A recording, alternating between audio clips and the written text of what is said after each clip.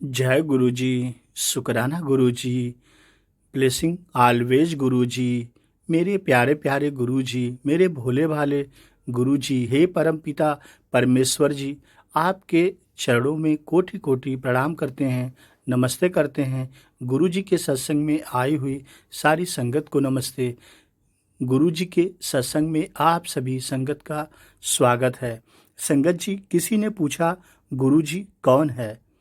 मैंने फक्र से कहा, गुरुजी मेरे रब हैं, गुरुजी मेरा विश्वास हैं, गुरुजी मेरा वह एहसास है जो हर पल हमारे साथ हैं, जो कभी हमें अकेला नहीं होने देते हैं, जो हमारे दिल की हर बात को पढ़ लेते हैं, हमें मुसीबतों से बचाते हैं। गुरुजी हमें निखारते हैं, हमें हमसे ज़्यादा गुरुजी प्यार करते हैं। तुम भी उनसे मिलकर देखो। जिंदगी न बदल दे तो कहना, शुक्राना करना न सिखा दें तो कहना।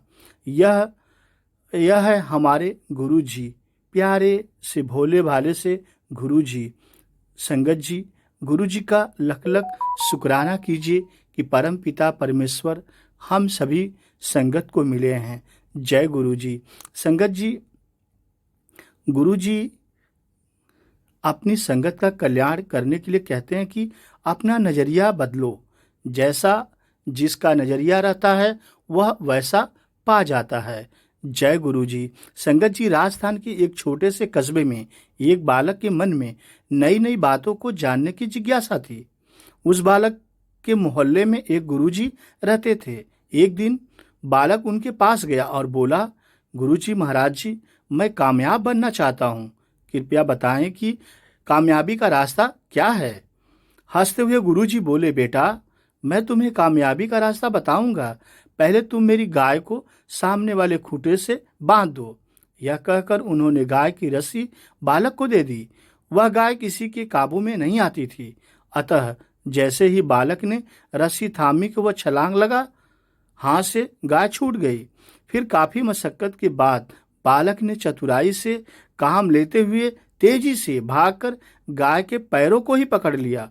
पैर पकड़ने जाने पर गाय एकदम एक कदम भी नहीं भाग पाई और बालक उसे खूंटे से बांधने में संगत जी कामयाब हो गया। संगत जी यह थे गुरु जी नित से बोले, शाबाश बेटे, यही है कामयाबी का रास्ता। जड़ पकड़ने से पूरा पेड़ काबू में आ जाता है।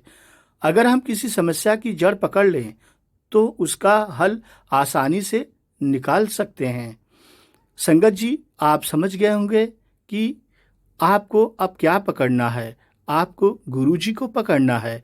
गुरुजी परम पिता परमेश्वर हैं, गुरुजी ही मालिक हैं। अगर आपने गुरुजी को पकड़ लिया, गुरुजी में आप भक्ति भाव सेवा सिमरन गुरुजी की अनंत भक्ति कर रहे हैं और गुरुजी ने आपको अपना लिया, तो आप इस संसार में सबसे अच्छे प्राणी हो जाएंगे और इस दुनिया में आपको वो मनोकामना पूरी होगी जो आप कभी सोचे भी नहीं होंगे।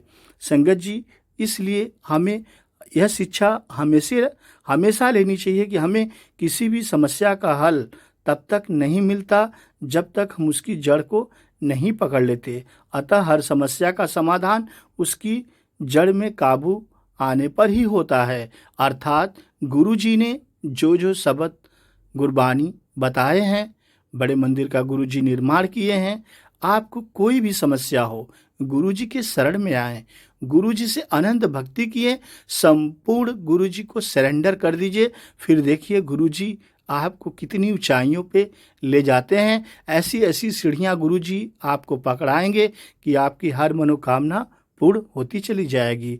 जय गुरुजी। संगत जी, त्याग और समर्पण वहीं पर करना चाहिए जहां पर उसकी कद्र और अहमियत हो। संगत जी, ध्यान से समझिए, त्याग और समर्पण वहीं पर करना चाहिए जहां पर उसकी कद्र और अहमियत हो, क्योंकि दोपहर में दीपक जलाने से अंधेरा नहीं मिटता बल्कि दीपक का वजूद समाप्त हो जाता है। दोपहर में दीपक जलाने से अंधेरा नहीं मिटता बल्कि दीपक का वजूद समाप्त हो जाता है। इसलिए संगत जी, आप गुरु जी की भक्ति, सेवा, सत्संग, सिमरन अपने हृदय मन से कीजिए, भक्ति भाव से कीजिए, अन्यथा आपका जो भक्ति है वह व्यर्थ चला जाएगा। जय गुरु जी। शुक्राना गुरु जी। संगत जी, आइए गुरु जी की आज्ञा से आगे का गुरु जी का बहुत ही डिवाइन ब्लेसिंग भरा सत्संग सुनते हैं कि गुरु जी अपनी संगत का कल्याण कैसे करते हैं। आगे अंकल जी आपको गुरु जी का सत्संग सुनाने वाले हैं। जब गुरु जी फिजिकल फॉर्म में थे तो गुरु जी ने उन्हें कैसे कैसे और कब कब ब्लेस किया है, अंकल जी पूरी जर्नी आपको आगे सुनाने वाले हैं। संगत जी, आपको ध्यान से आगे का सत्संग सुनना है, बड़े भक्ति भाव से सुनना है। यह गुरु जी का सत्संग है। गुरु जी कब किसको ब्लेस कर दें यह गुरु जी जानते हैं। इसलिए गुरु जी कहते हैं सत्संग सुनो, कब तुम्हारा कल्याण हो जाए यह गुरु जी जानते हैं। चलिए गुरु जी के आज्ञा से आगे का सत्संग संगत जी सुनते हैं। ध्यान से सुने, मन लगाकर सुने। जय गुरु जी। आइए संगत जी, आज के सत्संग की शुरुआत करते हैं और सत्संग शेयर करने के लिए इनवाइट करते हैं राजन धवन अंकल को। अंकल प्लीज आए और सत्संग शेयर करें। हाँ जी, मैं राजन धवन हूँ, मैं चार्टर्ड अकाउंटेंट हूँ और मैं गुरुजी के साथ जुड़ा हुआ हूँ 2003-04 से। और बड़ी मजेदारी की बात है कि मेरी एक कजन सिस्टर थी, है अभी भी, वो मेरे को कहती थी मेरे को गुरुजी के आश्रम छोड़ दे एम्पायर स्टेट, और मेरे को मिन्नतें करती थी तू भी अंदर आ जा मिल ले। तब मैं उसको बस ऐसे ही टाल देता था, नहीं दीदी आप चलो, मेरे को अभी वहां जाना है यहाँ जाना, छोड़ने जाता था पास स्टेट तक, मगर अंदर कभी नहीं गया था। एक बारी पता नहीं क्या हुआ, कैसे हुआ, मैं अंदर चला गया, मतलब कि गुरुजी का वहां पे मैं गया तो मेरे को थोड़ा सा जैसे होता है ना, वो लगा कि इतने पॉश तरीके से बैठे हुए, इतने सुंदर कपड़े पहने हुए, ये कहाँ के गुरु महाराज हुए। ये तो गुरु महाराज तो हमारी भाषा में वो होते थे जो बिल्कुल फकीरों जैसे ड्रेस होते हैं, ये कहाँ, ये तो थोड़ा सा ऐसे आया। लेकिन एक बात बहुत बढ़िया हुई कि उस दिन मेरे को ऐसे लगा कि मैं इनको बहुत पुराना जानता हूँ, या ये मेरे को बहुत पुराना जानते हैं, मतलब ये कोई इस जन्म का खेल नहीं है। हम बैठे, थोड़ी देर में वहां चटाइयां लग गई। उस टाइम में 4 जने एक थाली पे खाते थे। मेरी पीठ में बड़ी प्रॉब्लम है, तो उन्होंने देखा कि मैं, तो उन्होंने इशारे से रुका के तू दीवार के साथ पीठ लगा ले। तो एक बंदा वहां से खड़ा हो गया, मैं दीवार के साथ पीठ लगा के बैठ पाया और चटाई पे खाना खा पाया। जब खाना खा लिया हमने, सब कुछ हो गया, तो अब हो गया जी बाहर चलो, पानी जल प्रसाद ले लो। मैंने जल प्रसाद लिया, मुझे पता नहीं था असूलों का, तो मैंने जल प्रसाद पी के ना पानी फेंकने की कोशिश करी जो बचा हुआ ग्लास के अंदर था। तो संगत के एक आदमी कहते नहीं, पानी प्रसाद है, इसको फेंकते नहीं है। वो दिन की बात आज तक याद है कि गुरु महाराज को उस टाइम पता लग चुका था कि पानी की किल्लत होगी 20 साल बाद। आज हमारे को पानी जो है रह के मतलब खर्चना पड़ता है, सोच सोच के पानी की दिक्कत है। हम गुड़गांव में रहते हैं, यहाँ तो काफी ज्यादा प्रॉब्लम सी रहती है।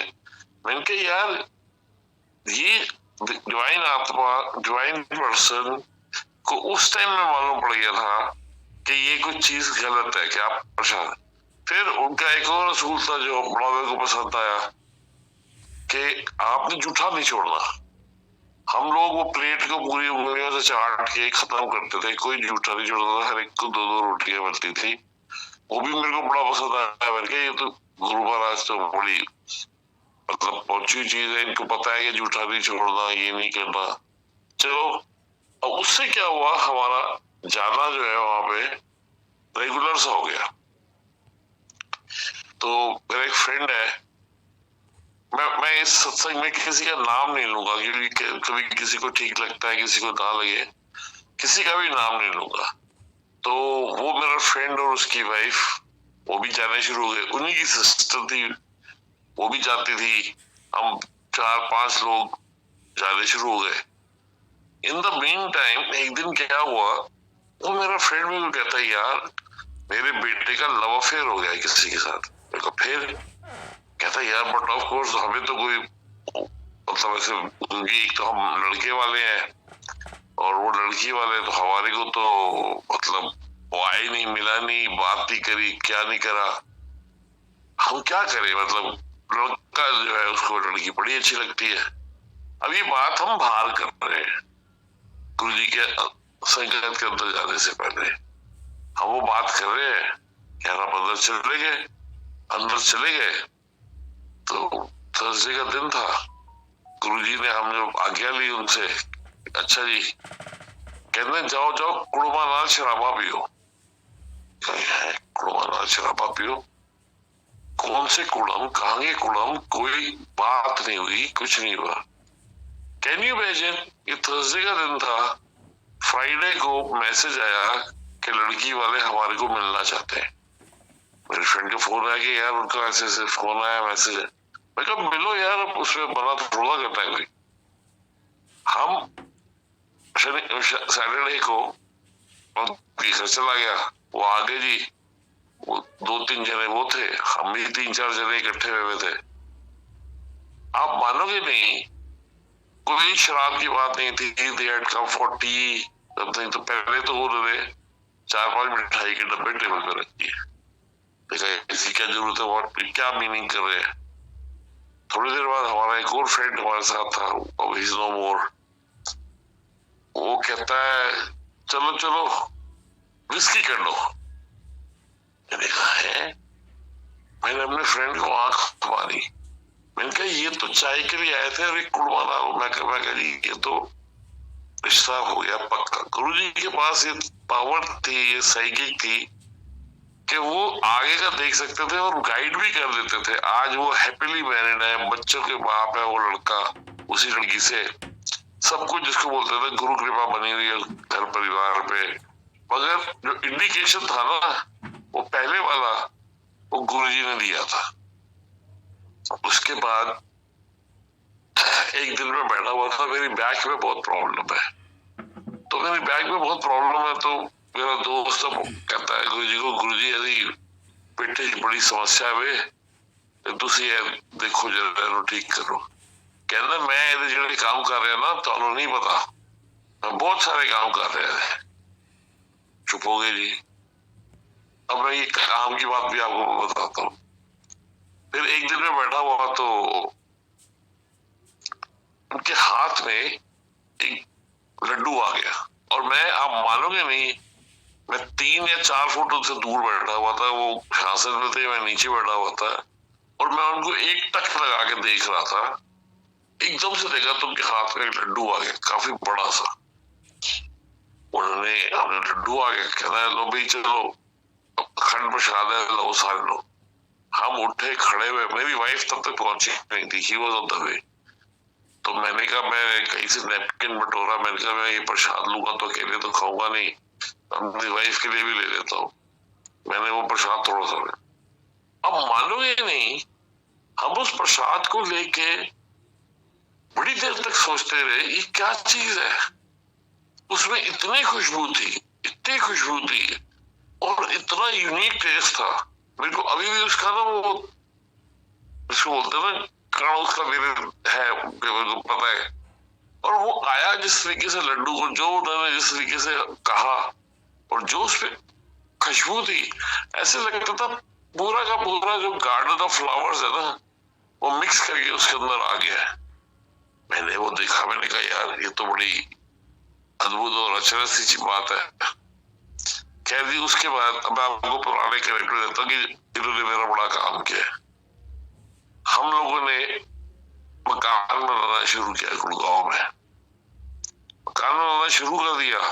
एज यूजुअल जो होता है, आर्किटेक्ट ने कहा जी इतने पैसे लगेंगे, हमने उसका बंदोबस्त किया।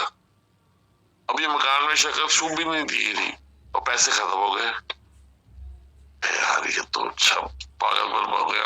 अब क्या करें, रिश्तेदारी में भी बात फैलनी शुरू हो गई जी कि तो मकान तो रुक गया है। मेरे कुछ रिश्तेदार आके भी होके गए कि जी मकान में तो कोई हरकत नहीं है, ना लेबर है, ना रॉ मटेरियल है, ना कुछ है। कैन यू इमेजिन कि हम लोग तो डिफेंस कॉलोनी रहते थे, एक बंदे ने नीचे से घंटी बजाई, सरदार था वो। हाँ जी बोलो, स्कूटर पे, मैं आपसे मिलना चाहता हूँ। बोलो जी, मैं ऊपर आ जाऊँ, फर्स्ट फ्लोर पे आ जाओ। कहता आपको लोन चाहिए? लोन चाहिए? तू मेरे को लोन देगा? कहता जी मैं फला बैंक से हूँ और मैं आपको लोन दूंगा और ये कागज है, ये कुछ करने का है। भाई मैंने मांगा नहीं, लोग ब्रांच में जाके एड़ियां रगड़ते हैं कि हमें लोन दे दो। ये बंदा उठ के ऊपर ही आ गया। तभी भी मेरे को गुरुजी का वो करिश्मा नहीं दिख रहा था कि ये सब गुरुजी करवा रहे हैं। खैर जी वो लोन ले लिया, थोड़े दिन बाद वो भी पैसे खत्म हो गए। फिर मैंने उसको फोन किया कुदार बहादुर को, मैं कहा यार वो तो पैसे खत्म हो गए। कहता कोई बात नहीं, मैं उस ब्रांच में नहीं हूँ, लेकिन आपको कोई कॉन्टेक्ट करेगा, आप उसे एडिशनल लोन ले लेना। यार ये अचरज की बात है, मैं उस ब्रांच में विजिट नहीं किया कभी भी। वो ब्रांच वालों ने घर आके मेरे से साइन करवाया, या एक दफा मेरे को लोधी स्टेट बुलाया, वहां साइन करवाए और मेरे को ठकाठक वो जो है चेक्स आ गए कि भाई अपना तुम मकान पूरा कर। आज हमारा मकान है, बड़े खुश हैं, परिवार रहता है हमारा सारा, मगर ये सब गुरुजी की देन है। और उन्होंने जो उस दिन बोला था ना कि मैं ऐसे बड़े काम कर रहा हुआ, तब मेरे को समझ में आई। मैंने कहा यार ये वाली बात तो तब बोली थी उन्होंने, आज मेरे को पता लग रही है। शायद ये तो थे कि उनकी कृपा चलती रही। वो मेरे और दोस्तों को भी कहते रहे जाओ जाओ गुड़गांव मकान बनाओ, बड़ी अच्छी जगह है। सबने सुन ली बात, सब कुछ हुआ। उसके बाद गुरुजी से समाधि ले ली तो हम लोग ने तो जाते तो थे ही, थोड़ा सा कम हो गया क्योंकि भाई समाधि ले ली, अब तो है ही नहीं कोई गुरुजी वहां पे, कहाँ जाए। फिर थोड़े दिन बीते तो एक वो फिर से वो आया कि जी जाना चाहिए। हम जब जाते थे ना, आप लोग सोच नहीं सकते, पहले जब व्यापार स्टेट जाते थे तो 200 आदमी होता था मैक्सिमम। जब हम वहां बड़े मंदिर में गए तो आप ये सोच लो कि हम गुरुजी का वो सारा ये जो शब्द वाणी सारी चल चला के लंगर करके हम ऐसे ही बैठे रहते थे, मतलब कुछ भी नहीं हो रहा, हम ऐसे ही बैठे हुए। तो एक दिन मतलब जैसे संगत में आपस में तुम्हारी फ्रेंडशिप हो जाती है, हेलो राम सलाम होती है, कुछ होता है। एक लड़की मेरे पास आई, I know her name very well, मैं बताऊंगा नहीं। एक लड़की आई मेरे पास, कहती अंकल मेरे को तो पीठ में बड़ी दर्द होती है। अच्छा, मैं क्या देख, मेरे को पीठ में बहुत तकलीफ रही है और मैंने बहुत सारे इलाज करवाए हैं। एक ना तेरे को मैं एक्सरसाइज यही बताता हूँ कि आप मानोगे नहीं, उसका मेरे को हफ्ते बाद फोन आया, चाचा आपकी गाड़ी ब्रांड न्यू ट्रॉले में लोड करवा दी मैंने, उतरवा आप लेना खुद। मैंने क्या बातें कर रहा है यार? कह रहा हाँ जी ट्रॉले में आ रही है।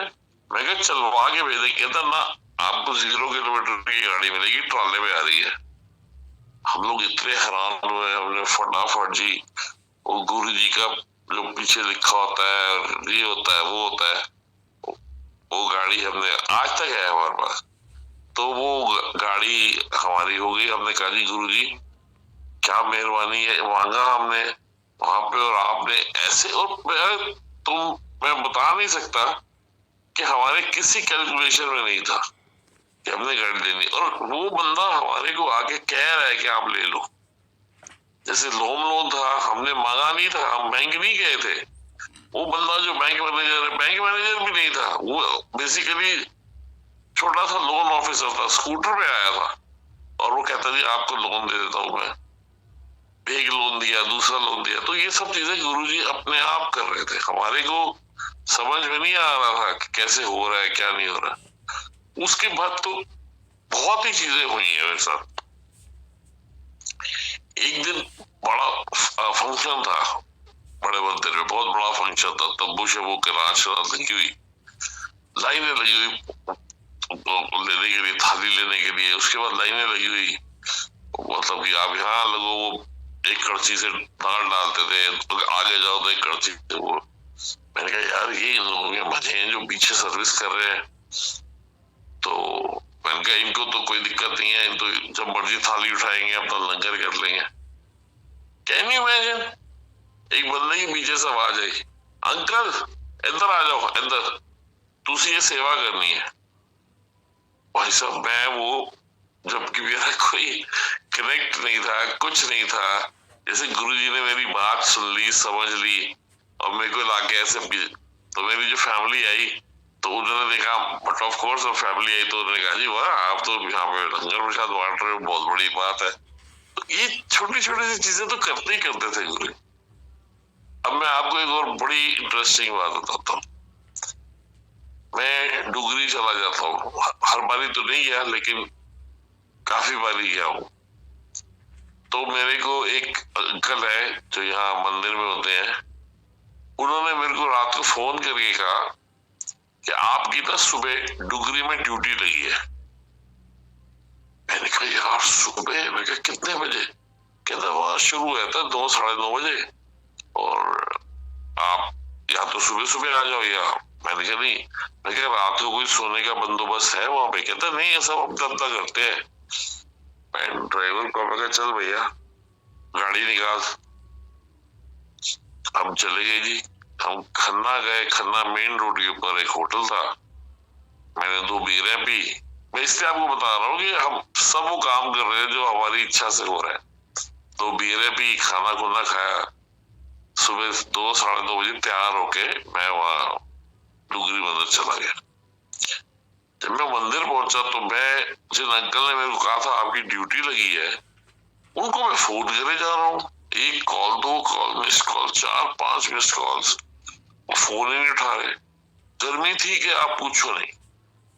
मैं उसको ड्राइवर को बोला, मैंने कहा तो ये मेरे को मंदिर के बाहर उतार दे और गाड़ी कहीं पार्क कर ले।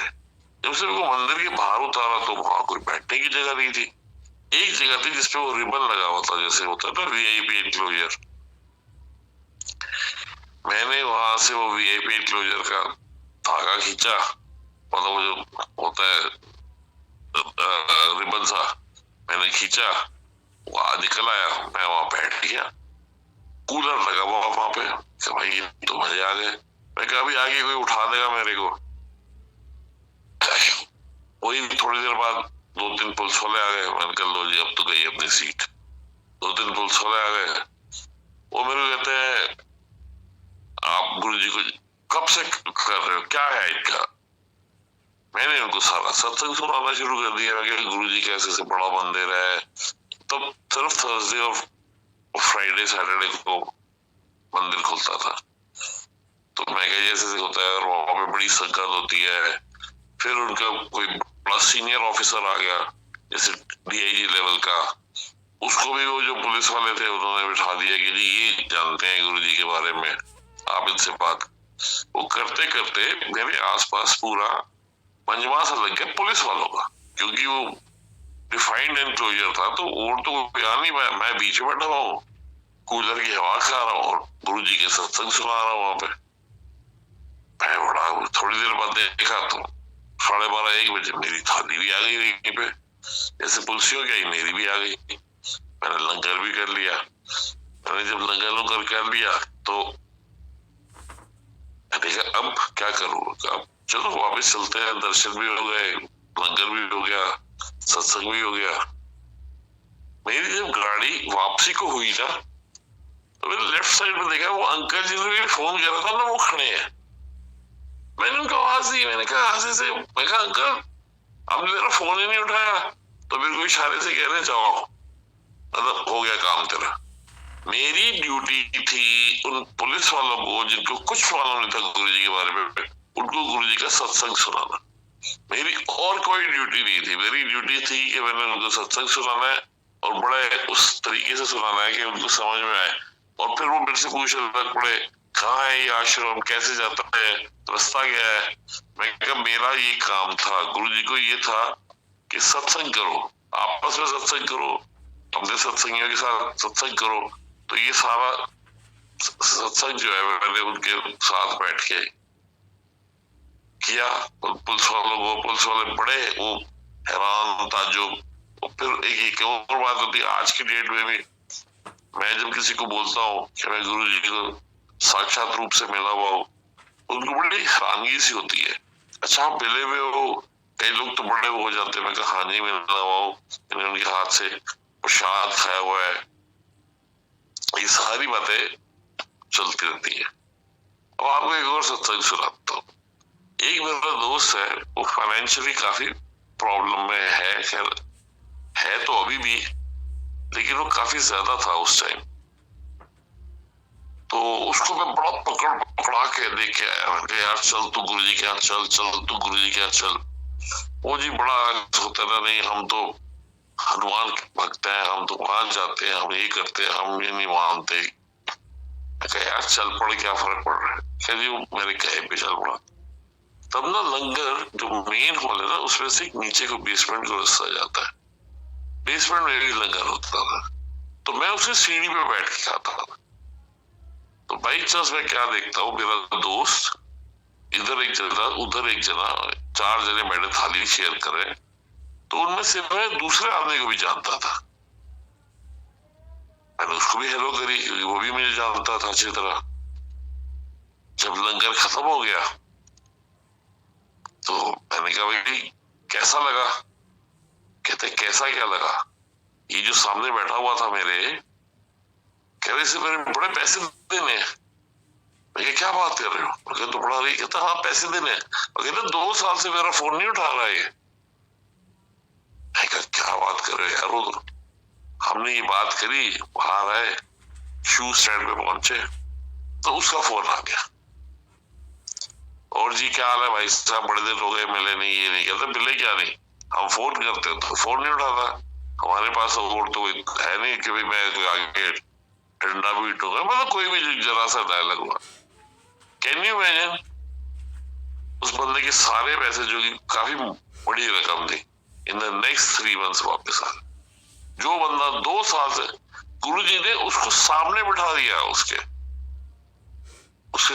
अब उसके मेरे फ्रेंड की समझ में नहीं आ रही कि यहाँ तेरी कृपा मिल रही है तो क्यों नहीं जाता। उसका भी बड़ी मिन्नतें करता हूँ, बट उसके दिमाग में एक ठनी है कि नहीं मैंने वहां नहीं जाना। ठीक है भाई, हम लोग ना डुगरी जाते हैं तो हम डुगरी ना वाया लुधियाना भी जाते हैं। तो लुधियाने में मेरे कजन्स वगैरह हैं, फैमिली है पूरी। तो मैं उनके पास गया तो मेरे को उस टाइम पता नहीं क्या था, एक वो था कि मैं गुरु जी के ना स्वरूप बांटू। तो मैं यहाँ पे फोटोग्राफर से वो जो होता है ना, उस लेमिनेटेड कॉपीज लेके जाता था वहां। तो मैंने अपने नेफ्यू को वो एक स्वरूप दे दिया। मैं कहा ये रख ले। कहता यार मैं तो शिव भक्त हूँ। अपनी वाइफ को कहता चल चाचे ने दिया है तो मंदिर में रख दे। मंदिर में रख दिया गया जी। बात खत्म हो गई, हम लोग वहां से निकल गए। अगली बार हम फिर पहुंच गए डुगरी जाने के लिए। तो मेरे को कहता है मैं भी चलूं आपके साथ। मैंने कहा चल, मैं तो पहले से बोल रहा हूँ तो चल, तू चलता नहीं है। वो हम 2-3 कारों में, एक में उसका परिवार, एक में हमारा परिवार, हम जब वहां पहुंचे तो ये शख्स गुरु जी के मंदिर के बाहर खड़ा होके ऐसे हो रहा था जैसे कांप रहा हो। मतलब मैंने कहा क्या हुआ? कहता नहीं चाचा मेरे को ना यहीं का बुलावा था, वो मुझे समझ में नहीं आ रहा था। क्या क्या बात कर रहा है? कहता मेरे को यही जगह पे आना था, मेरे को और कहीं नहीं जाना था, यही मेरी जगह है। आज वो इतना बड़ा भक्त है कि आप इमेजिन नहीं कर सकते। और उसके भी आपको सत्संग सुनाता हूँ जो उसने मेरे को सुनाया। मैं कहता है एक दिन ना जैसे वो मंदिर के अंदर घुस रहा था ना, तो जैसे उसे मंदिर की पांव रखा ना अंदर, तो एक भजन बज रहा था, तू डरदा कानू है मैं जो ऊपर बैठा हूं, इस तरह करके कोई वर्डिंग से। उससे 15 मिनट पहले उसको अपने ऑफिस से फोन आई थी कि सीबीआई और फेरा होता था, फेरा वालों ने नोटिस भेज दिया और वो रेड कर रहे हैं हमारे ऊपर। ये अंदर घुसा, ये वाला भजन एकदम से शुरू हुआ। जैसे अंदर घुसा, कहता है मेरे को इतनी तसल्ली हुई। मैंने कहा गुरुजी अब आप ही देख रहा, आपने तो भजन में तो कह दिया मेरे को, अब आप ही देख रहा क्या करना है। तो वो उस बंदे की कहता मेरे को पता भी नहीं चला, इतनी क्या बोलते हैं गंभीर समस्या थी, इतना सब कुछ था। कहता मेरे को लग रहा था ये डिपार्टमेंट मेरे को ना रगड़ेंगे कम से कम, नहीं तो कोई 2-4 साल के लिए। कहता बट मतलब सारा कुछ ऐसे हुआ। उसके बाद उसके एक और चीज हुई उसके साथ। वो जैसे होता है भाई, बैंक वालों ने कहा जी आपने ये किया, गलती है, वो क्या है वो क्या है। तो उसकी 6-7 बैंकों से फाइनेंसिंग थी, तो उसको जी उन्होंने चंडीगढ़ बुला लिया। 6-7 बैंक ने मिलके एक ही मीटिंग में तो कहा जी आपको हम आ जाओ और आपकी वो पेशी होगी। कहता है वो 6-7 बड़े सीनियर बैंक मैनेजर कहता है ये अकेला इस अपनी वाइफ को कहा देख तू मुझे खाना खिला दे अच्छी तरह, वो तो मुझे भूखा मार देंगे, तो मैं उनके सामने ना तो खाना मांग पाऊंगा ना कुछ होगा, तू मेरे को खाना खिला के भेजी। ठीक है। इससे जैसे ही कहता मैं अंदर हॉल में घुसा, तो इससे कहा गुरुजी मैं तो कुछ करना नहीं है, जो संभालना है आपने संभालना है। बात करें खत्म हुई। ये और इसका एक छोटा सा अकाउंट, ये दोनों जने जाके सामने वाली कुर्सियों पर बैठ गए, जो एक जैसे यू शेप होता है, इंक्वायरी होती है। उन्होंने कहा जी हम आपको क्यों ना डिफॉल्टर घोषित करें। इसे कहा जी मेरे को आप 10 मिनट दे दो, मैं अगर आपको सेटिस्फाई कर सका तो ठीक है, नहीं तो। वो कहता है मेरे पता नहीं जुबान पे क्या क्या वर्ड आए, क्या क्या चीजें आई, क्या क्या मैंने एक्सप्लेन किया। कहता है 15 मिनट बाद वो 6-7 जने हॉल से निकल के दूसरी तरफ चले गए। कहता है मैंने कहा लो अभी हम प्लान और स्कीम बना रहे हैं कि इसको कैसे वापस है। बैंक वाले पता ही कहते हमें मालूम है जी आपका कसूर नहीं है, हम आपको पूरी सपोर्ट देंगे। कहता मैंने सोचा भी नहीं था। कहता और मैंने गुरुजी को यही कहा था, गुरुजी मेरे को आपने संभालना है, मैं खुद तो किसी ताकत में नहीं हूं कि मैं संभाल सकूं। कहता वो गुरुजी ने संभाल लिया, आज भी उसके काम चल रहे हैं, सब कुछ हो रहा है। कहता उन्हीं का संभाला है सब कुछ। मेरे को पीछे मैं हार्ट पेशेंट भी हूँ, तो मेरे को ना नींद आनी बंद हो गई। नींद आनी इसलिए बंद हो गई क्योंकि मेरे को सांस नहीं लिया जा रहा, तो मैं बैठ के सोने की कोशिश करता था। तो घर वालों ने हाल मेरा देखा तो मेरे को मेदांता हॉस्पिटल में दाखिल कर दिया।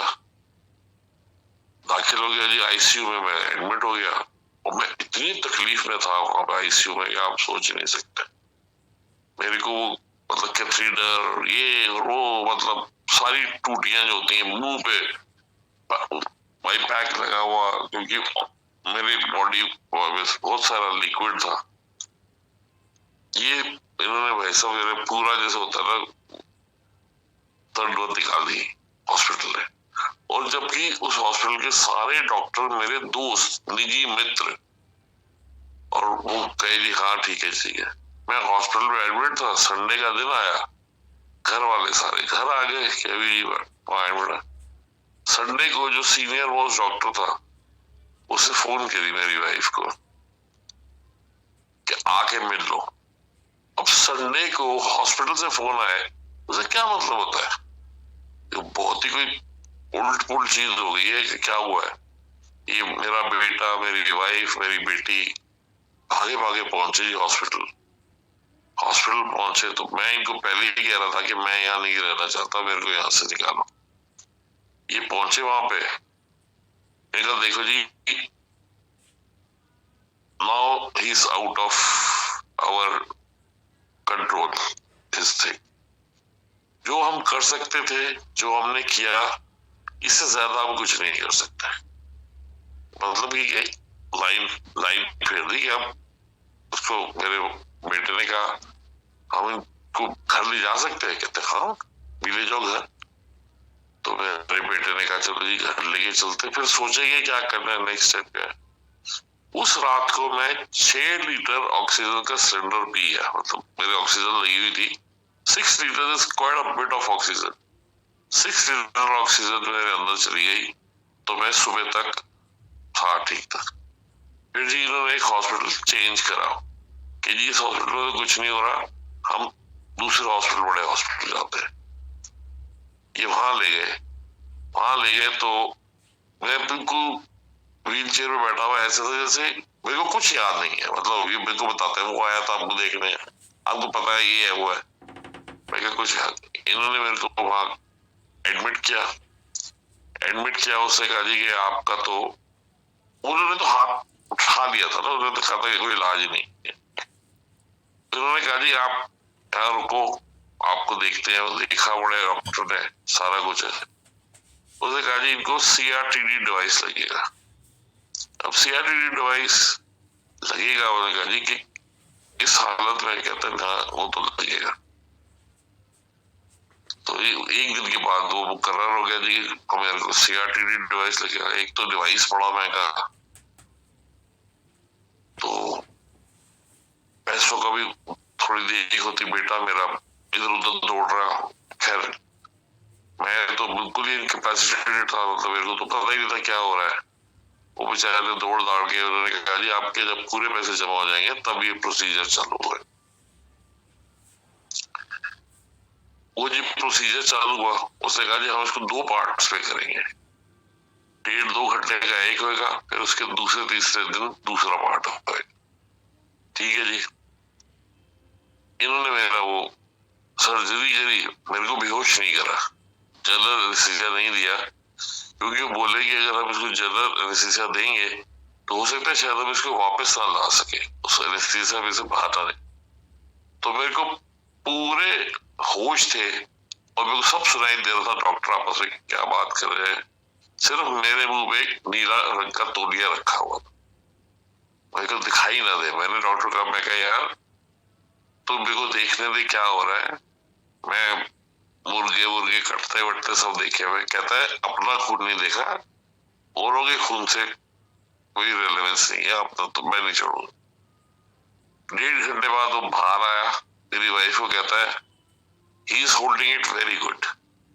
मैं दूसरा प्रोसीजर भी अभी कर रहा हूँ, I am not going to wait for 2-3 days. 3.5 घंटे की जी उसने मेरी हार्ट सर्जरी करी और मेरे को लिटा के रखा, वो क्या बोलते हैं लोकल एनेस्थीसिया दे के। और ये बाहर मेरे परिवार वाले सब जय गुरुजी शुक्राना गुरुजी शुक्राना। मैं जी वहां से निकल के बाहर आया और कहा जी अभी तो इसको 24 घंटे तो कोई ना इसके पास जाएगा ना कुछ होएगा। फिर 24 घंटे बीते, उसके बाद सब कुछ हुआ, बस हर एक बंदा शुक्राना गुरुजी। कैन यू इमेजिन, मैं कुछ 14-15 दिन बाद वहां से नहा धो के निकला हॉस्पिटल से, और आज भी मैं कैनॉट प्लेस गया हूँ, कम से कम तो काफी चला हूँ और राउंड लगाया मैंने पूरा कैनॉट प्लेस का भी। कुछ काम इधर था और फिर इधर जाना था, 2-3 जगह ऐसे करके जाना। मैंने कहा ये राउंड लगाओ, और साथ मेरे दोस्त था। ठीक है, तो दिक्कत तो होती है क्योंकि मतलब चलो ये 2021 में हुआ था ये सर्जरी। टचवुड बिल्कुल ठीक हूँ। तो 21 से 2022 में अपने को पूरा ध्यान नहीं किया, लेकिन मैं बीच में कुछ आती रहती चीजें, चेकअप करवा लो, ये करवा लो, वो जो मशीन अंदर लगी हुई है उसको चेक करवा लो, ये सारा कुछ चलता रहता है। लेकिन मैं बिल्कुल ठीक हूँ। और बाई चांस वो जो सरदार बहादुर थे जिन्होंने ऑपरेशन किया, वो कट सर्ट, वो भी पंजाब से थे। तो एक जैसे होता है ना, विश्वास सा बहुत बन गया कि अब तो ये गुरु जी के शहरों से है तो कुछ खराबी नहीं होगी। तो ये ऐसे है। अच्छा, एक और बड़ा इंटरेस्टिंग सुनाता हूँ। मेरी नीस है, कजन ब्रदर की बेटी, वो रहती है सैन फ्रांसिस्को। तो उसको पेनक्राइटिस है। पेनक्राइटिस है कि पेनक्रियास के अंदर डक्ट में ब्लॉकेज है, तो उसको कुछ पचता नहीं था, काफी सीरियस हो गई। वो आई इंडिया, तो उससे पहले दिन एक दो गुलाब जामुन खा लिए, तो शाम को पहुंच गई अस्पताल। अस्पताल पहुंच गई, गुरुजी की वो भक्त है, तो अस्पताल पहुंच गई। मेरे को कहती चाचा मुझे ले चलोगे वहां गुरुजी के बड़े मंदिर? मैं कहा जरूर बेटे। मैं कहती मेरे को शक्ति नगर से पिक करना होगा, फिर वापस छोड़ना होगा। और मेरी भाभी जो है, जो उसकी मदर है, वो कहती कुड़ी ने कुछ है ना, फिर तू देख ली। मैं कह जी ठीक है, हम जा रहे। मैं उसको लेके बड़े मंदिर आ गया। हॉस्पिटल से पहले एक दिन पहले छुट्टी हुई थी, तो मैं लेके वहां आ गया। वहां हम तभी लॉन है ना बाहर वाला, इसके अंदर लंगर लगता था, हम बाहर बैठ गए, भजन वगैरह चलता रहा। तो उसके बाद में हम जैसे हुआ तो लंगर लगने लगा, तो लंगर लगने लगा, तो मैंने उसको ऐसे इशारा किया कि तू तो नहीं खा सकती। कहती हाँ मैं तो नहीं खा सकती लंगर। हम लोग ना दोनों जने चुपके से उठने लगे। तो संगत में से एक आदमी आया, कहता यहाँ आए हो तुम लंगर करे बगैर जाओगे? मैं कहा जी नहीं तुम, हमने कहा जी इसको पेनक्राइटिस है। उसको लगा ये क्या परशोपास्ती बोल रहे हैं, मेरे को समझ में आया। कह रहे नहीं लंगर तो यहाँ पे जो आता है वो करके जाता है। मैं उसकी शक्ल देखो, मैं कहा बेटे कर लेगी लंगर? कहते भी कह रहे हैं तो कर लेते हैं। हमने जी बैठ के वहां पूरा, जिसको बोलते हैं लंगर, क्या 4 रोटियां आई हमारे को, डबल थाली दे दी उन्होंने। 4 रोटियां, 2 मैंने खाई, 2 उसने खाई। मैंने कहा ये 101% रात को अस्पताल जाएगी, और मेरे को मेरी भाभी से पड़ेंगे जूते। तेरे को कहा था कि ये ऐसे बार तूने इसको क्यों लंगर खिलाया? रात को मेरे को ऐसे मेरी जान निकली रही। मैंने कहा इसे लंगर खा लिया है, हट करके खा लिया है। चलो जी रात आ गई, मुझे तक फोन नहीं आया। मैंने सुबह फोन करके पूछा, मैं कहा भाभी वो ठीक है? कहते हाँ वो तो सो रही है। मैं कहा सो रही है? कहते अभी तो, मैं कहा वो तो सो रही है। कहते अच्छा। मैंने कहा जी वो उससे तो लंगर किया था। तो कहती है उसको तो कुछ नहीं हुआ, ठीक है बिल्कुल। कहते उस जरा से उससे 2 गुलाब जामुन खाए थे घर बैठ के, तो वो तो हॉस्पिटल जाना पड़ गया था उसको। अब कह रहे हो आप कुछ नहीं हुआ। मैं कहा जी मुझे नहीं पता, लेकिन इसने लंगर पूरा खाया है, 2 रोटियां, दाल सब्जी जो भी, थोड़ी सी हरी चटनी भी होती है। मैं कहा सारा कुछ खाया। कहते क्या बात कर रहे हो? मैं कहा हाँ जी। अब क्या है आप मानोगे नहीं, अब वही सैन फ्रांसिस्को में है और बिल्कुल ठीक है। अभी आई थी पीछे, तो मेरे को कहती मेरे को चाचा वो बुक चाहिए गुरुजी वाली। बाई चांस वो मंदिर नहीं आ सकी, तो मैंने फिर गौरव जी को रिक्वेस्ट करके वो बुक ली उसके लिए। मैं कह इसको ब्लेस करके दे दो। वो इतनी खुश हुई, कहती मैं तो आई ओ माई लाइफ। अच्छा उससे पहले जब पहले आती थी वो ऐसे थी कि जैसे तो डरनी, बिल्कुल उसके अंदर वास था ही नहीं उसके ऊपर। अब आई तो मैंने कहा मैंने तू तो बड़ी तगड़ी हुई है। कहती चाचा मुझे समझ नहीं आ रहा, अब तो मैं भूख भी लगती खाती भी हूँ। मैंने कहा क्या करा? कहती वो जो प्रोसीजर जो करते रहते थे हर 6 महीने बाद, वो कहते थे जी आपकी पेनक्राइटिस में वो जो कैनाल है फिर बंद हो गई है, फिर खोलनी पड़ेगी। कभी वो पेनक्राइटिस कैनाल के अंदर स्टेंट्स डालते थे उसके लिए। कह रही वो सारा कुछ होता रहा। कहती एक दिन ऐसा आया, मैं कह जी गुरुजी आप ही संभालोगे? मैं क्या आप फंस गए हो? कहते उसके बाद कुछ नहीं, आई एम परफेक्टली ओके। मैंने कहा कमाल है भाई, तू ये तो बड़ी अचरज किसी बात है कि भाई तू बिल्कुल ठीक है। अब मेरे तो समझ के बाहर है कि ये ऐसे कैसे मुद्दा ठीक हो सकता है। ऐसे सत्संग तो मेरे पास बहुत सारे हैं, तो अब जैसे ध्यान आते जा रहे हैं, मैं आपको सुनाता जा रहा हूँ। कई बारी ऐसा हुआ है कि भाई गुरु जी से छोटी सी चीज भी मांगो। अच्छा, एक और बात है, मैं बताऊं, लोग कहते हैं आप गुरु जी से मांगो नहीं, अपने आप देंगे। मेरा कुछ सेकंड बिलीफ है।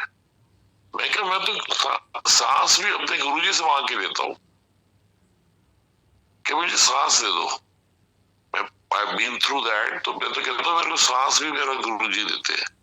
मेरे को तो हुआ है कि भाई इनसे कहो या बतलाओ या ना बतलाओ, इनको पता तो सब कुछ है, लेकिन इनको ये भी पता होना चाहिए कि ये आपका जो है संगत, ये आप पे ही डिपेंड कर रही है, ये किसी और को नहीं कह रही है कि इनसे मांगो कुछ नहीं अपना देंगे।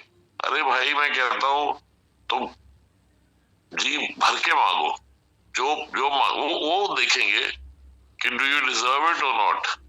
तुम तो अपना काम करते रहो, इबादत करते रहो, मांगते रहो, शुक्राना करते रहो, जो भी करना है उसको बड़े खुले दिल से करो।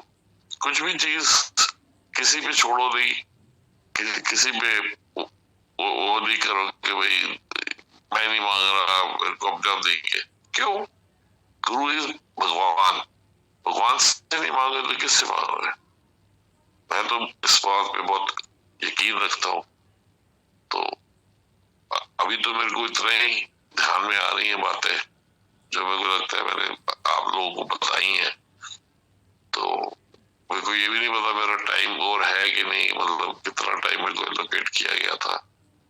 तो आई थिंक मैंने ज्यादा टाइम ना ले लिया हो, तो मैं गुरु जी का शुक्राना करते हुए इजाजत लूंगा कि गुरु जी इजाजत दो मेरे को, और मेरे को बनाए रखो।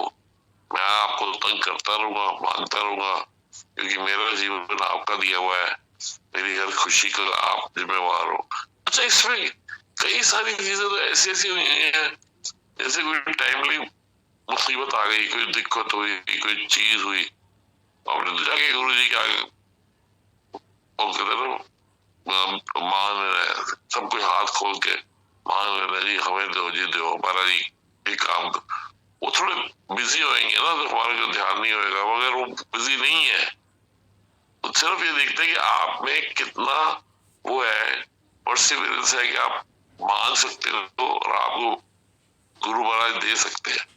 तो ये मेरे हिसाब से बड़ी जरूरी है, क्योंकि कई लोग इस बात को बड़ा वो समझते हैं कि मांगना नहीं चाहिए। मैं तो कहता हूँ जरूर मांगो, सब कुछ मांगो, जो चीज तुम्हें ठीक लगता है मांगो, जो चीज जैसी भी लगती है आप मांगो। और तो और मतलब जैसे कहता श्वास, जब मेरी हेल्थ खराब हुई थी, तो मैं तो एक ही बात कहता हूँ, गुरु जी जो कर लेना आप कर लेना, आप मेरी वो मत देखना। अगर मेरे को जीवन दे सकते हो दो, नहीं देना तो मत दो, अगर दे दोगे तो अच्छा होएगा, नहीं दोगे तो भी ठीक है। तो मांगना तो हमारा फर्ज कर्तव्य है, आगे क्या होता है। हाँ, एक और बताता हूँ आपको सत्संग।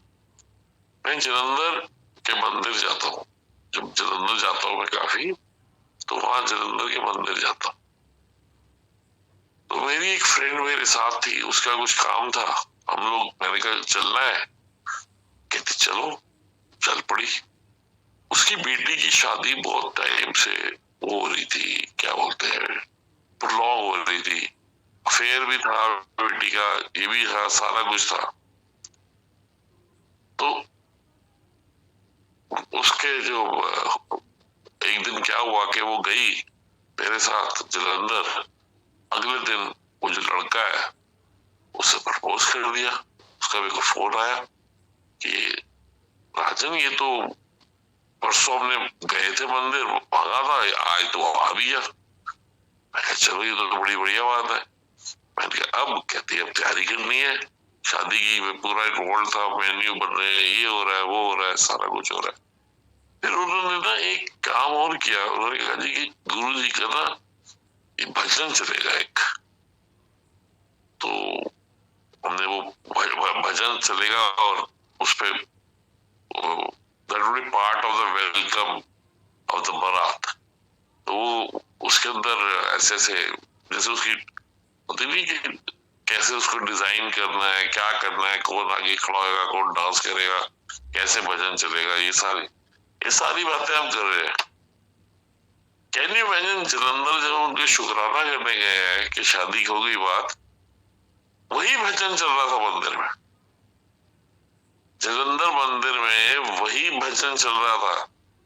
वो मेरी फ्रेंड की तो आंखों में हंजू आ गए, कहती कि नहीं मैं तो यही भजन तो प्रैक्टिस कर रहे हैं और ये भजन यहाँ चल रहा है। मैं कहते देख ले भाई, अभी ये तो मैंने तो रिकॉर्ड लगवाया नहीं है ना, मैंने तेरे को कहा था कि वहां इस पे प्रैक्टिस करो। कहते ये तो गुरुजी की बहुत बड़ी एक्सेप्टेंस है, ये तो बिल्कुल ठीक रहेगा काम, शादी हो गई, सारा कुछ बड़े बढ़िया तरीके से हो गया। मतलब गुरुजी ने ऐसा सिग्नल दिया कि जो तुम भजन करोगे ना शादी में, वही चल रहा है यहाँ पे। हमने जैसे ही वहां पे पाया रखा था मंदिर के अंदर, वही भजन चल रहा है। वो भजन याद नहीं है मगर वही भजन चल रहा था जिसके ऊपर वो सारी प्रैक्टिस करते थे। तो मैंने कहा ये तो आपको वो एक मिल गया, यस मिल गई, अफर्मेशन हो गई कि भाई हाँ जो हम कर रहे हैं वो ठीक कर रहे हैं। बाकी तो मेरे को बड़ा भाग्यवान हूँ। हम तो क्या बोलते हैं, मेरा एक पोता है तो वो हम तो कहते हैं गुरु जी की देन है। तो वो भी मतलब परिवार जो भी है हमारा, हम तो बड़े आभारी हैं, शुक्रगुजार हैं। अच्छा एक और भी चीज है, ये नहीं कि दिक्कतें नहीं आती, दिक्कतें आती हैं लेकिन उसके सॉल्यूशन साथ में निकलते हैं। कोई भी चीज आती है ना परेशानी, ये नहीं होता कि परेशानी नहीं आती। एक तो हिम्मत नहीं खराब होती, दूसरा यह है कि हिम्मत नहीं खराब होती लेकिन उसके सॉल्यूशन भी निकलते हैं उसी टाइम, हाल के हाल 2 दिन 5 दिन 10 दिन के अंदर उसका सॉल्यूशन ऐसी जगह से निकलेगा कि आदमी सोच भी नहीं सकता। ये एक और वो चीज है कि भाई प्रॉब्लम आ भी रही है तो सॉल्यूशन निकाल के दे देना आपको, आप उसको देखो आगे क्या करना है। तो ये मेरे हैं थोड़े से सत्संग जो मैंने सुना है, होंगे तो और भी, मगर अभी मेरे को इस टाइम पे जितने याद आए वो मैंने आपको सुना दिया। मैंने नाम किसी का लिया, लेकिन अगर कोई चाहेगा तो मैं उसको प्राइवेटली बता सकता हूँ कि मैं किस बंदे की बात कर रहा था, कैसे कैसे क्या क्या हुआ। लेकिन नेम एवरीबॉडी, बट क्योंकि ये पॉडकास्ट पे जाएगा, किसी को मेरा बताया हुआ सत्संग लगे कि मैं उसकी सीक्रेट खोल रहा हूँ या उसकी कोई बात खोल रहा हूँ, इसलिए मैंने नाम किसी का नहीं लिया। But this is what has happened. ये सारी चीजें मैं वो भी सुने हुए सत्संग के घर में गुरु जी के स्वरूप के ऊपर वहा जाता है। मेरे को गुरु जी 2 बारी सपने में आए हैं। एक बारी तो उनके हाथ भरे हुए और हाथ से सब्जी उड़ेल रहे हैं, मतलब दे रहे हैं। कैन यू इमेजिन, उसके कोई हफ्ते 2 हफ्ते बाद मेरी ऐसी कोई ड्यूटी लगी जिसका सेम असर। एक बारी और मेरे को थोड़ी फाइनेंशियल वो थी तो मेरे पास गुरु जी पे कुछ सपने में आए और एक स्काई ब्लू प्लास्टिक के थैले में नोट भरे हुए लाके मेरे सामने रख दिए। तो मैं वो ये जो 2 सत्संग हैं जो मैं आपको बता रहा हूँ, सपने वाले, ये शायद मैंने अपने घर वालों को भी नहीं बताया मैं, but this is what has happened. तो ये सारी बात करके मैं आज्ञा लूंगा गुरु जी का शुक्राना है बहुत बहुत। और हमेशा गुरु जी को याद कर, सुबह उठते ही मैं पहला काम करता हूँ, चाहे मेरी नींद आधी खुली हो चाहे कुछ हो, हमारे घर में गुरु जी का स्वरूप लगा हुआ है, मैं जाके उसको मत्था टेकता हूँ। और रात को सोने से पहले, चाहे मैं आधी नींद में हूँ चाहे पूरी नींद में हूँ, मैंने गुरु जी का मत्था जरूर टेकना है। नहाते वक्त मैं जब पानी डालता हूँ अपने ऊपर तो पहले ओम नमः शिवाय शिव जी सदा सहाय, ओम नमः शिवाय गुरु जी सदा सहाय। ये रोज जब भी नहाऊंगा, मैंने एक छोटी सी मटकी रखी हुई है, उससे मैं करके नहाता हूँ। गुरु जी जो आशीर्वाद देना है, अपना आशीर्वाद कायम रखो, बिठाए रखो हमारे ऊपर, और सबको शेयर बख्शो और सारा हिसाब किताब खुद संभाल। मैं इसके साथ ही अपना सत्संग समाप्त करता हूँ और फिर से एक बारी बोलूंगा, जय गुरु जी, शुक्राना गुरु जी, ओम नमः शिवाय, शिव जी सदा सहाय, ओम नमः शिवाय, गुरु जी सदा सहाय। और हाँ, मैं बहुत शुक्रगुजार हूँ जिन्होंने ये मेरे को मौका दिया ये बोलने का और मैं इस पे कर सका। तो वेरी वेरी शुक्राना मेरा उनको कि उन्होंने मेरे को इतना वर्थ समझा कि मेरा सत्संग ऐसे पॉडकास्ट पे आए और रिलीज हो। तो ये सब चीजों को ध्यान नजर रखते हुए गुरु जी थैंक यू वेरी मच, शुक्राना बहुत गुरु जी, और बहुत फिर आभारी हूं मैं कि मेरे को ये मौका और अवसर मिला गुरु जी से संपर्क करने। जय गुरु जी, शुक्राना गुरु जी। जय गुरु जी। जय गुरु। थैंक यू अंकल, आप आए और इतने प्यारे सत्संग आपने हम सबके साथ शेयर किए। Thank you very much. जय गुरु जी। जय गुरु जी। जय। बहुत बहुत शुक्राना गुरु जी महाराज का आज के सत्संग सुनवाने का। इसी के साथ संगत जी आज के सत्संग से आगे लेंगे। आगे लेने से पहले सर्वत की भली की अरदास कि गुरु महाराज सबके अंग संगों की सहाय हो, सबका कल्याण करें, सबको अपने चरणों के साथ जोड़े रखें। जय गुरु जी, शुक्राना गुरु जी, ब्लेसिंग ऑलवेज गुरु जी। संगत जी, गुरु जी का और अंकल जी का लख लख शुक्राना कीजिए। गुरु जी महाराज जी ने अंकल को भेज के हम लोगों को बहुत प्यारे प्यारे सत्संग सुनवाएं। जय गुरु जी। संगत जी, गुरु जी का सत्संग देखने के लिए, सुनने के लिए गुरु जी का चैनल है गुरु जी सत्संग बड़े मंदिर ब्लेसिंग। चैनल को सब्सक्राइब कर लीजिए, नोटिफिकेशन का बेल ऑन कर लीजिए, जिससे गुरु जी का सत्संग जब अपलोड हो आपको तुरंत नोटिफिकेशन मिल जाए और गुरु जी का सत्संग आप सुन सकें, गुरु जी की ब्लेसिंग ले सके। और संगत जी, गुरु जी का दर्शन करने के लिए बड़े मंदिर छतरपुर दिल्ली में स्थित है। आप गुरु जी का दर्शन करने अवश्य जाएं। और आपको जब भी समय मिले तो गुरु जी का जन्म डुगरी ग्राम में हुआ था जो पंजाब में है। आपको जब भी समय मिले तो आप डुगरी में भी गुरु जी का बड़े मंदिर है, वहाँ भी जाकर आप दर्शन करें और गुरु जी के घर भी जाएं, गुरु जी का घर भी देखें। परम पिता परमेश्वर के चरणों में संगत जी कोटि कोटि आइए सभी संगत मिलकर प्रणाम करते हैं, गुरु जी के चरणों में अपनी अपनी हाजिरी लगाते हैं। जय गुरु जी, वाह वाह गुरु जी, धन धन गुरु जी, लव यू गुरु जी। गुरु जी, मैं जुगनू प्रसाद बिंद आपसे अरदास करता हूँ, हाथ जोड़कर विनती करता हूँ। गुरु जी महाराज जी, आप तो त्रिकालदर्शी हैं, भोलेनाथ हैं, आप सब जानते हैं हमें आपको क्या देना है। गुरु जी, बस छोटी सी अरदास है, अपने चरणों से लगाए रखना गुरु जी। हम आपकी सेवा भाव सत्संग सेवा सिमरन करते रहें। जय गुरु जी, लव यू गुरु जी।